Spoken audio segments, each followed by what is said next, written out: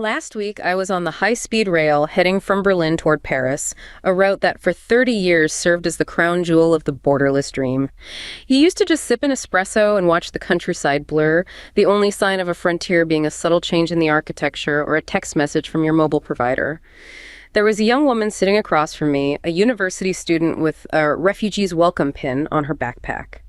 She was talking animatedly on her phone about a summer internship in Sweden, her face lit up with that specific, untroubled optimism of a generation that has never known a world with walls.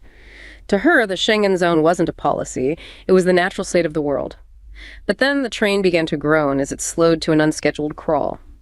We weren't at a station, but at a newly reinforced checkpoint near the border, flanked by coils of fresh razor wire. Two officers in tactical gear stepped into the carriage, their boots heavy on the linoleum. I watched that girl's expression shift from confusion to a quiet, stinging betrayal as they began a row-by-row passport inspection, their eyes scanning every passenger with a cold, administrative precision. When she tried to protest, mentioning European values, one officer didn't even look up. He simply tapped the screen of his biometric scanner. That moment, the sudden jarring clank of a deadbolt being thrown on a 30-year experiment, felt like witnessing a funeral for an idea. The temporary measures of 2025 have become the permanent landscape of 2026. Germany, the nation that once offered a fast track to utopia, is now leading the frantic scramble to weld the gates shut. It's no longer a debate about policy, it's an autopsy. The continent that preached the gospel of open borders is now admitting that the laboratory has exploded, leaving behind a harvest of social friction and parallel societies. And for those watching from across the Atlantic, this isn't just distant news, it is a high-definition preview of a prophecy currently being written on the American southern border. That opening really sets a dramatic stage for what is fundamentally a huge geopolitical shift. It really is. We're going to be conducting an in-depth analysis of this European project, really focusing on the forces that compelled these sovereign nations to just reverse decades of open border idealism. Right. Our mission today really is to extract three crucial lessons from all the extensive documentation we've seen surrounding this reversal. We're going to look at the systemic stress points that, turned a vision of shared freedom into this reality of conflict and fragmentation. So first, we'll examine the definitive failure of the Schengen Agreement, how a legal fiction just sort of dissolved under pressure, which then necessitated the resurgence of national border control. Right, the physical walls coming back up. Exactly. Then second, we'll conduct a fiscal analysis. We're going to look at the immense economic burden placed on Europe's very generous welfare states, and we'll differentiate between the short-term demographic benefits and the crushing long-term costs. The math behind it all. The math. And finally, we will dive into the profound sociological failure of attempted multiculturalism. We'll focus on the breakdown of social cohesion and the emergence of these entrenched, self-governing parallel societies. We've got some very detailed case studies from Sweden and the Netherlands for that. I think what this is, at its core, is the story of a policy regime that tried to bypass some fundamental political and social requirements. How do you mean? Well, Europe established this supranational framework, and they were hoping to transcend the historical necessity of things like national borders, culture, and shared civic allegiance. They thought they could just engineer it away. Exactly. So what we're analyzing now is a policy correction, a severe, often desperate attempt by nations to reassert control over their core functions, security and territorial integrity. It's an admission of failure. It is. It's an acknowledgement that an ideological vision just ignored the hard realities of sovereign control and cultural compatibility. And that led to significant systemic instability across the entire continent. And understanding the mechanics of that failure across the legal, financial, and social realms, that offers some really profound insights for any nation grappling with large-scale migration and integration challenges. Absolutely. So let's start with the most visible sign of that failure, the physical return of the borders. The Schengen Agreement, signed way back in 1985, was truly the most tangible symbol of European unity. It was the crown jewel. It was. Yet by 2025, the data we have suggests it is for all intents and purposes, in its terminal phase. What was once hailed as this highway for commerce and personal freedom has, according to some analyses, become an uncontrolled conduit for organized crime and chaotic mass migration flows. And that functional collapse is, it's starkly measured by the sheer volume of nations that are reinstating checks. By mid-2025, we saw at least 11 of the 29 Schengen states announcing the reimposition of temporary internal border checks. 11 out of 29, that's a huge portion. It is. And crucially, this isn't just a handful of smaller states on the periphery. This is the absolute core of Europe. Germany, France, Austria, Italy, the Netherlands. The major players. The major players. And the list just keeps growing. Poland joined in late 2025, and they cited persistent migratory pressure. So that means nearly half the zone is operating under some kind of asterisk, under a technical state of emergency that's just been indefinitely extended. Precisely. And this is really the central deception of the current situation. The term temporary is now just an administrative euphemism for the new normal. It's a legal fiction. It is. Governments implement these checks, maybe initially to slow down traffic or to conduct security screening, hoping to deter new migrant flows. But once those checks are in place, the political calculation changes completely. Because removing them would be a risk. A huge risk.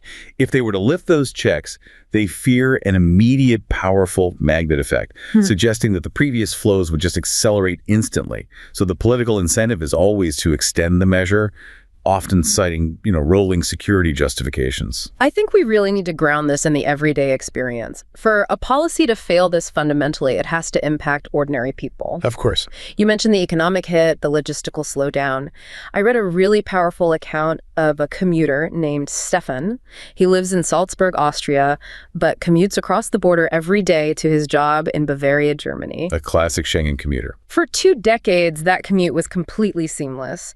Now he's documenting these long lines and the armed federal police officers at restored checkpoints.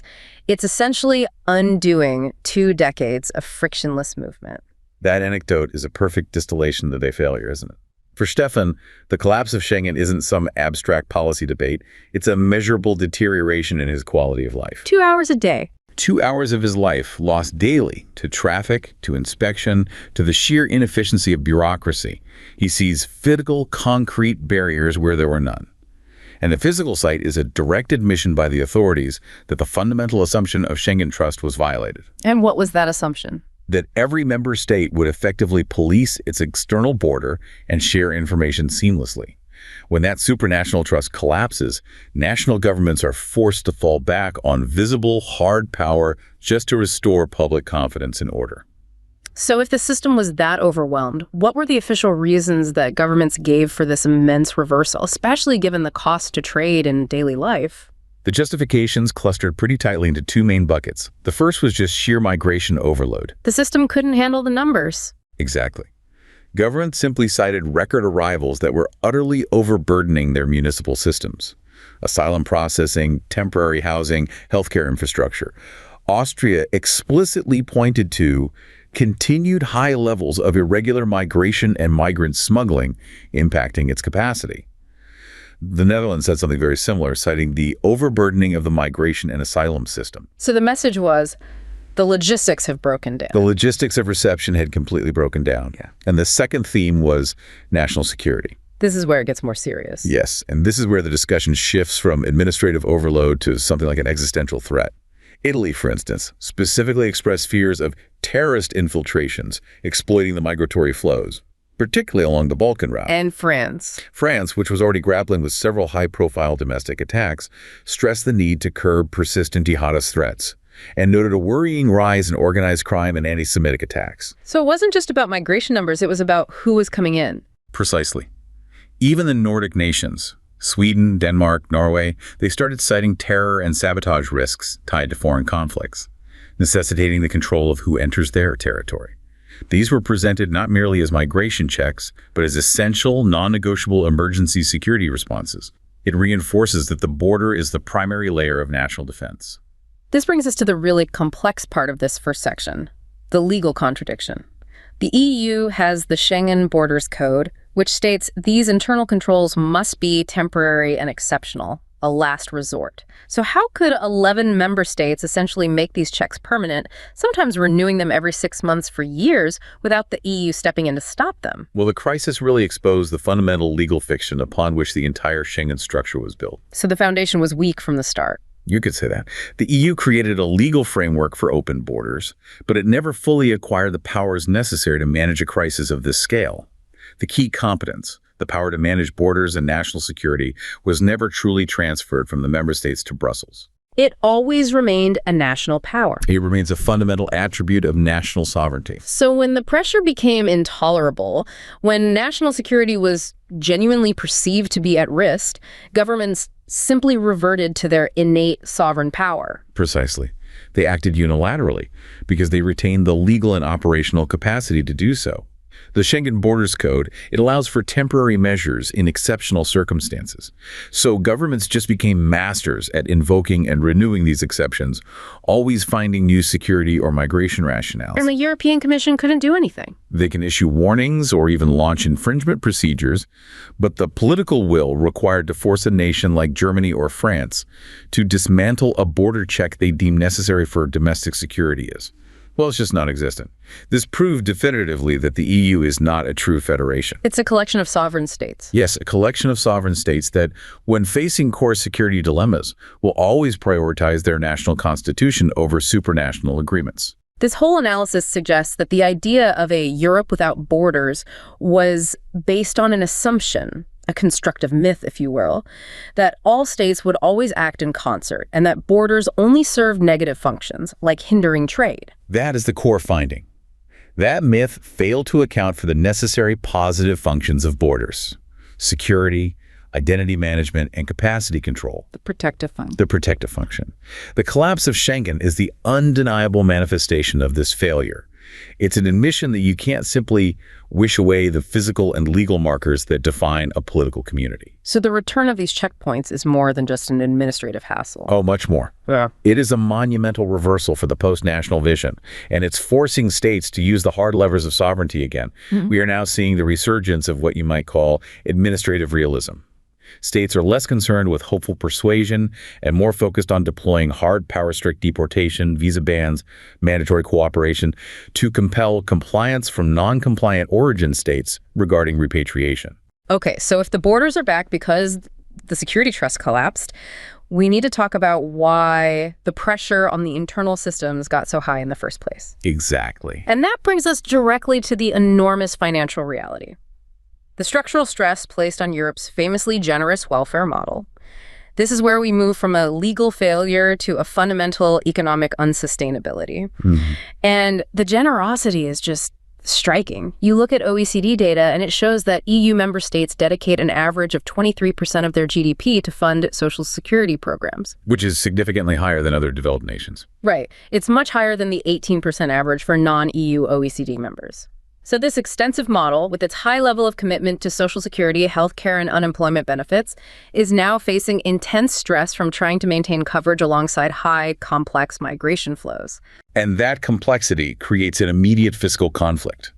When a population enters the system requiring immediate, extensive support housing, language training, medical care, asylum processing, but they lack the employment or skill set to contribute to the tax base right away, well, the math becomes exceptionally difficult. It creates a tension. A tension that's felt most acutely not in Brussels, but on the ground in local communities. And to bring that macro problem down to the personal level, we can look at the account of Elena, a nurse working in North Rhine-Westphalia, Germany. She described this really vivid sense of the math of the welfare state failing. Elena's experience is such a painful snapshot of the social contract dissolving under pressure. What did she see? She observed that elderly German citizens, many of whom had paid into the system for 50 years, were waiting longer for non-emergency medical services or struggling to find subsidized housing. While at the same time, she saw resources being diverted to manage the immediate and often complex medical and social needs of recently arrived populations who had not yet made any significant tax contributions. So for someone on the front lines like her, the system just appeared to be breaking its long-standing promise to its core contributors. Yes, breaking under immediate fiscal pressure. Her story forces us to look beyond the immediate politics and really dive deep into the economic models. Economists use two crucial methods to assess the fiscal impact of migration, and confusing these two, the immediate snapshot versus the long-term forecast, can lead to disastrous policy decisions. It absolutely can. We need to clearly differentiate between the average net fiscal impact, or ANFI, and the life cycle deficit, or LCD. That distinction is absolutely critical. Let's start with the ANFI, the average net fiscal impact. This is the simple immediate snapshot. It measures the difference between taxes paid and benefits received by an individual in a single year, let's say 2015. And what does that snapshot show? Well, when we look at that snapshot, the data shows that migrants, both intra-EU and extra-EU, generally have a less negative ANFI than natives. Now that seems entirely counterintuitive, especially given Elena's frustration. Why would the average immigrant appear to be less of an immediate fiscal burden than the average native? It's a pure demographic effect, and it's driven overwhelmingly by the pension system. Age. Migrants, particularly those who have arrived recently, are substantially younger and predominantly of working age. For instance, in 2015, over 80% of extra-EU migrants were of working age, compared to only about 62% of the native population. So natives have a much higher share of elderly. Much higher. And since pensions represent the single largest transfer payment in European welfare states, the average native citizen, who is more likely to be retired and drawing a full pension, constitutes a greater immediate fiscal burden on the state's budget in monetary terms than the average working-age immigrant paying at least some taxes. So the ANFI is misleading because it doesn't control for age. Exactly. It's a trap. So the positive spin that migration solves the aging problem is based on this demographic snapshot. But it ignores the lifetime commitment the state makes to these new populations, and that's where the life cycle deficit, the LCD, comes in. Precisely. The LCD is the sophisticated long-term projection. It controls for age structure, and it projects the total net fiscal impact taxes paid minus benefits received over the entire lifespan of a population cohort, typically from age 0 to 80. And when you shift to this long-term view, the picture reverses dramatically, and it validates all those long-term sustainability fears. So what does the LCD data actually show when you control for age and project forward? The negative fiscal impact is expected to be substantially stronger for migrants than for natives. The natives show the least negative lifetime deficit, recorded at minus 753 euros. Okay. That's in 2015 euros for the 0 to 80 age range. Intra-EU migrants, who tend to be more highly skilled and integrate better, they also show a contained deficit of minus 1,223 euros. And the extra-EU cohort? That's the crucial figure. That's the real stress point on the system. They exhibit a substantially higher long-term deficit, minus 2,594 euros. Wow, that is a staggering difference. The projection suggests that the average extra-EU migrant cohort will cost the state more than 3 times the lifetime deficit of the average native cohort. It's a huge gap. So the question then becomes, if they are younger and paying taxes now, what specific drivers are accumulating these massive long-term costs? The analysis points overwhelmingly to 2 major factors that are fundamentally structural: labor market performance and benefit utilization. Okay, let's break those down. Labor market performance first. First, extra-EU migrants show significantly lower labor market participation rates, and critically, lower average wages compared to natives or even intra-EU migrants. This just means their total cumulative income taxes and Social Security contributions over their working lives are much, much lower. And the second factor, benefit utilization. Right, so while their eventual pension payments are projected to be lower, reflecting those lower past contributions, extra-EU migrants receive higher social transfers. These are non-pension benefits. Exactly. Things like housing support, family support, and unemployment assistance.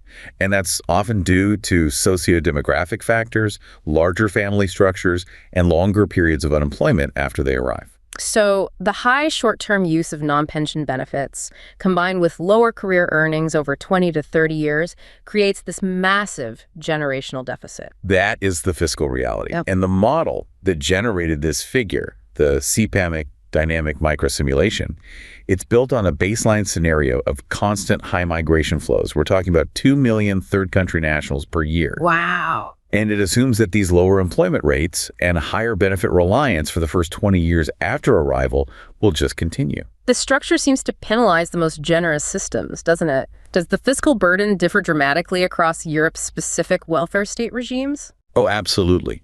We see a direct correlation between the generosity of the welfare state and the severity of this long-term fiscal gap. Where is it worst? The distinction is substantial in two major regime types. First, in the most generous universal regimes, think Sweden, Finland, and Denmark, where access to benefits is highly accessible and broad. Okay. And second, in the continental corporatist regimes, Germany, France, and the Netherlands, where Social Security is contribution-based but still very comprehensive. In both of those systems, the differences in the long-term fiscal deficits between natives and extra-EU migrants are substantial. It creates a structural vulnerability then. The more generous your safety net, the greater the strain when integration fails. It just reinforces that fear that these systems act as a welfare magnet for non-contributing populations. That fear is founded in the math. Generous, high-tax, high-benefit systems require universal, successful labor market integration to remain sustainable. It's that simple. And when that doesn't happen? When large cohorts consistently exhibit lower labor participation and higher benefit utilization, as the LCD figures suggest, the system structurally destabilizes much faster than in less generous welfare models. We have to look ahead. If this current trend continues, what does that CPAMIC model project for the near future, say for 2035? Are the flows at least fixing the immediate problem of native aging? The model confirms that the net fiscal impact for natives is projected to continue its strong decline due to that continued population aging. The elderly cohort grows, and their pension and healthcare costs just escalate. But what about the immigrant cohorts? Well, the projection for them shows an important nuance. By 2025, the average annual net fiscal impact, the ANFI of extra-EU immigrants, is projected to actually exceed the contributions of natives. And by 2035, the data suggests that the average ANFI of extra-EU migrants could be about 1,570 euros per capita, less negative than that of aging natives. So, on an annual snapshot basis, they start to contribute enough to be marginally less of a burden than an aging native population. That would seem to support the argument that migration is needed to fund the elderly. It provides nuance, but it's not a solution. The bottom line derived from these dynamic simulations is very clear. While migration flows do provide some younger workers, they are fundamentally insufficient to offset the strong negative fiscal pressure population aging places on overall EU budgets. This is a drop in the bucket. Essentially, the sustainability of the European welfare state is overwhelmingly dependent on reforms related to the native population, things like raising the retirement age or increasing productivity, not on external migration alone.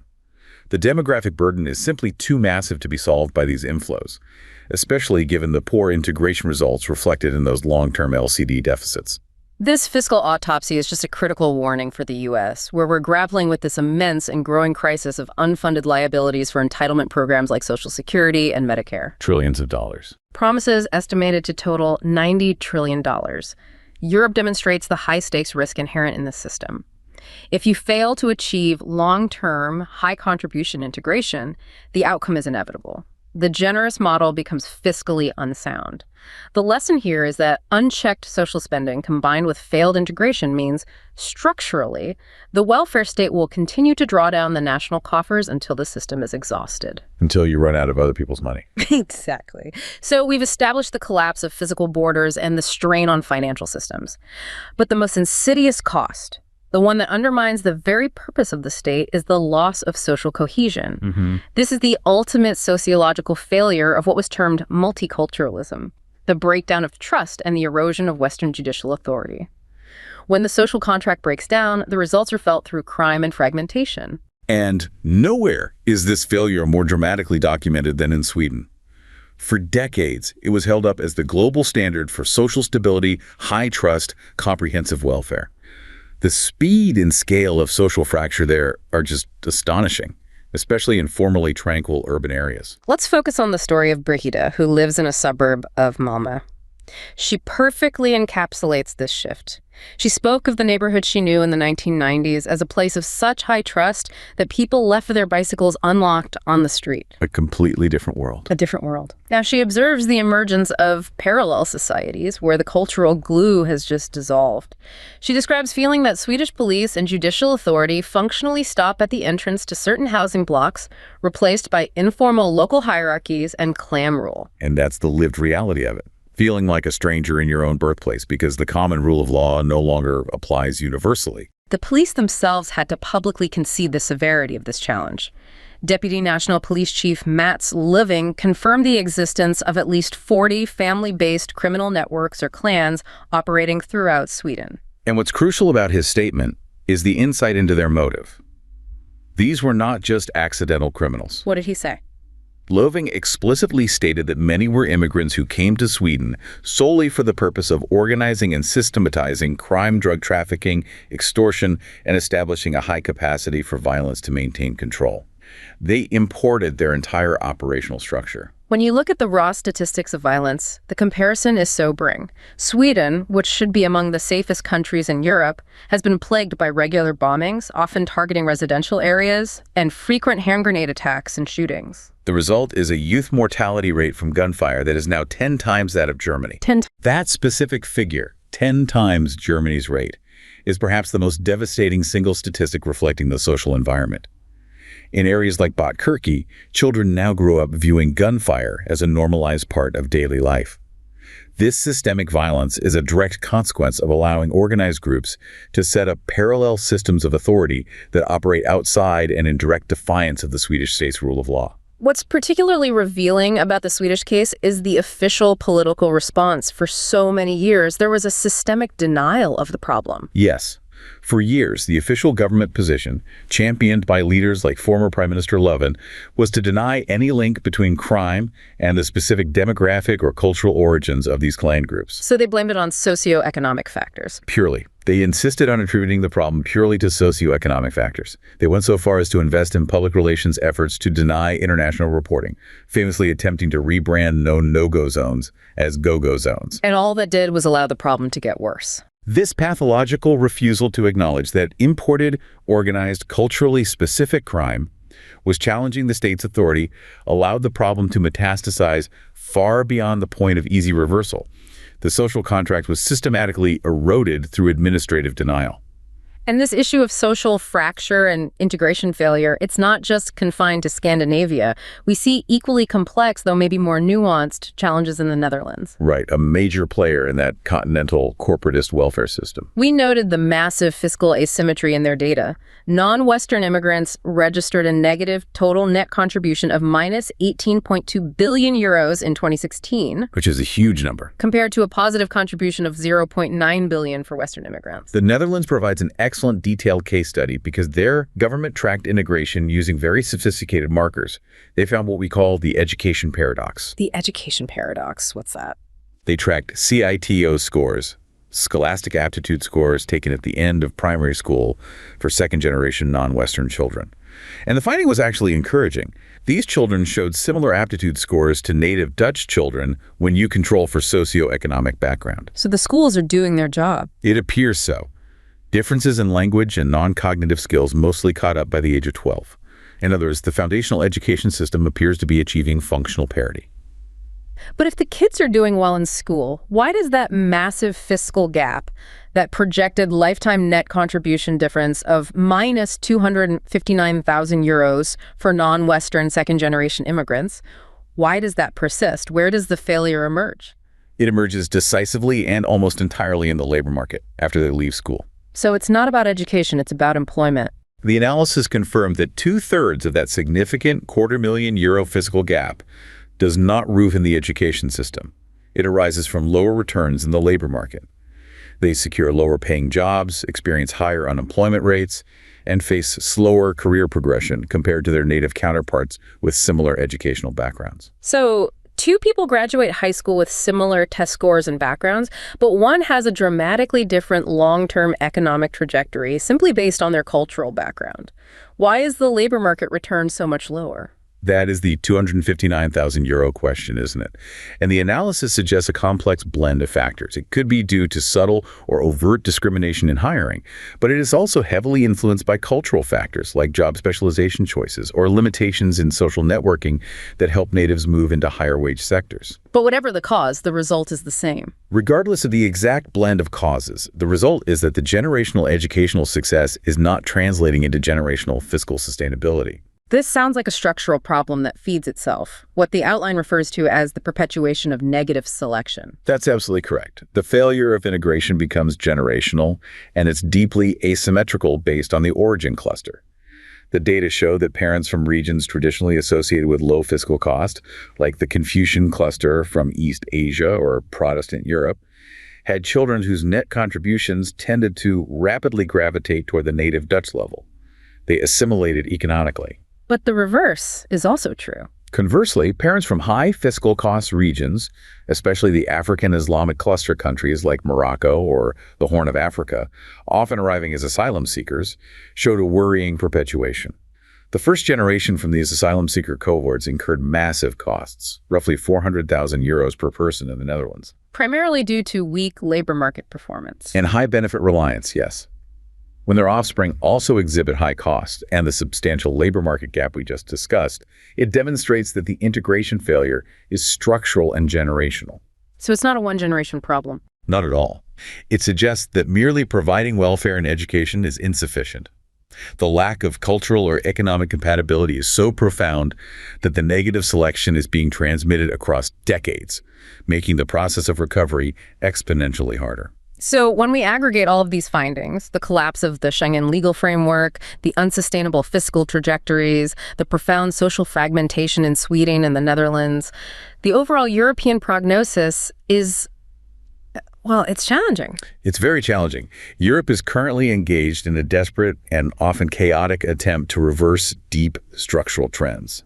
The demographic shifts are profoundly advanced, and the parallel societies we discussed are entrenched operational realities, not theoretical threats. So what's the central question for Europe now? The central question remains whether the political systems possess the unified will and capacity to enforce the required policy correction, this administrative detox, before these forces of dissolution become irreversible. Irrespective of Europe's final path, the lessons extracted from this crisis are non-negotiable for any nation, particularly for you, the listener, watching from the United States, given the ongoing pressures on our own borders and treasury. Absolutely. Lesson 1. Sovereignty is non-negotiable. The European experience demonstrates that when supranational bureaucracies, entities that are not directly accountable to a national electorate, enact policies predicated on pure idealism, the costs are ultimately paid in the safety and social capital of ordinary citizens. Policy must, fundamentally, be made by accountable national governments answerable to their own citizens. The ability to manage your borders is the very definition of sovereignty. And when national governments unilaterally acted to reimpose border checks against the spirit of the Schengen Code, they confirmed that the essential function of the state territorial protection cannot be delegated or assumed away by distant administrative bodies. The lesson here is about functional governance, then. It is. The state's primary contract with its people is security in exchange for allegiance. If a state cannot control who enters its territory, or if it allows policies that fundamentally undermine the economic stability of the social contract, that allegiance just dissolves. The Schengen failure wasn't just a legal lapse. It was the mechanism through which the state lost control and subsequently lost legitimacy in the eyes of many of its citizens. Okay, lesson 2. Do not repeat the catastrophe of parallel societies. Once communities are defined by separation, not integration, once you have areas where national judicial authority is challenged by informal self-governing hierarchies, the damage becomes systemic and generational. It is almost impossible to mend without massive social upheaval. It's like a cancer in the body politic. And the clearest warning is Germany itself. The nation that once championed ultra-liberal policies and offered a 3-year fast track to citizenship was forced to formally abolish that policy. A complete 180. They've reinstated a 5-year minimum and crucially placed heavy legal emphasis on value compatibility and demonstrable assimilation. Germany's administrative struggle to assert that citizenship is a contract demanding full allegiance and adherence to Western democratic values is the most definitive evidence that policy must prioritize integration over mere presence. You cannot allow self-segregating communities to establish systems outside the established rule of law. This is exactly why the European experience holds such high relevance for the U.S. southern border crisis. The European crisis acts as a stress test for policies that prioritize flow over control and idealism over administrative reality. It's a preview. It is. The chaos documented on European streets, the balkanization of its cities, and the immense fiscal exhaustion of its public coffers funding long-term welfare dependency serve as a high-definition preview for the U.S. Because the pressures are the same. The economic pressures from unfunded liabilities, the social fragmentation, the reassertion of sovereign necessity, these are universal policy pressures.